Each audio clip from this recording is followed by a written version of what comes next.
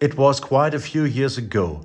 I wanted to get back into some kind of sport, and I mentioned it casually to someone who, like me, works in ministry. I had just started doing a little something. He was immediately fired up. "I can tell you," he said, "my first marathon is something I'll never forget." I didn't want to go that far at all, but there was one thing I couldn't avoid. He wanted to go for a run with me. I feared the worst, and it got even worse. While he glided along smoothly and easily beside me after the first 5 kilometers, I was already gasping and growling. Then came inclining. My courage sank. I could see the grin on his face, but I could also hear his advice. "You shouldn't look at your shoes. Look into the distance far out. Then the hill won't seem so bad and it will get easier." He was right. We didn't run together very often after that. He was simply too enduring, but I kept his advice. I thought of him when I came across this week's impulse.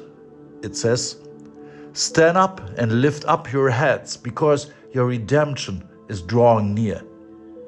This sentence of Jesus falls within a discourse in which he speaks about distress, uncertainty, and upheaval. Then, as now, people know the feeling of inclines on life's path, challenges that drain strength, situations in which courage sinks, or times when we internally look only at our shoes, at what is heavy, constricting, and pulls our gaze downward. Jesus' reassurance is not cheap comfort, but a change of perspective.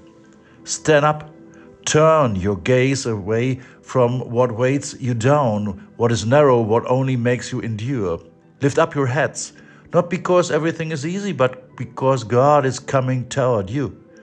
Your redemption is drawing near.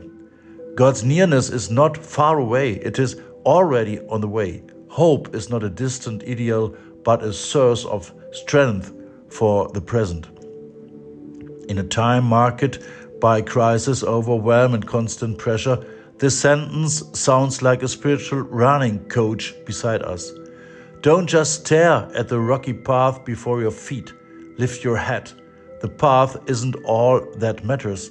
There is also someone walking with you and giving you a future. Thus, the verse becomes an invitation to widen our perspective. Not fear should determine us, but hope. Not the hill, but the goal. Not exhaustion, but the knowledge God is on the way to you. Good God, you see the paths we walk, the straight stretches and the deep climbs. You know when our strength is fading and when we're looking only at what weighed us down. Grant us your wide and spacious view. Help us lift our heads and see the hope you set before us. Give us courage for the challenges, patience for the long stages, and trust in your presence that carries us. Let us feel that your redemption is not far away, that you walk with us, strengthen us, and open a good future for us. Amen.